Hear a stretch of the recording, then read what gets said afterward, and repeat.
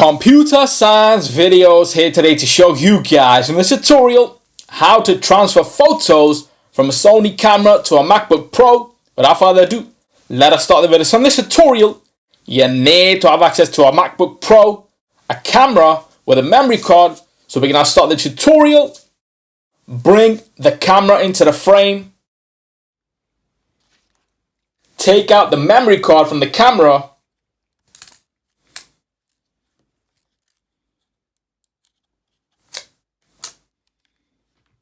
And then insert the memory card into the computer.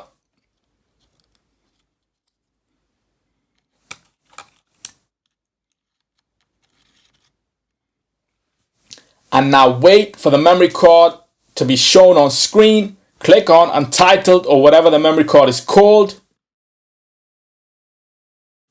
Increase the size of Finder.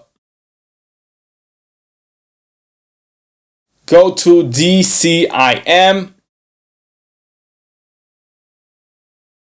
And where all the photos are stored, the first folder, highlight, copy two items, minimize Finder for the moment, paste two items on the desktop or in a folder, and now open the photos themselves. We can eject the memory card.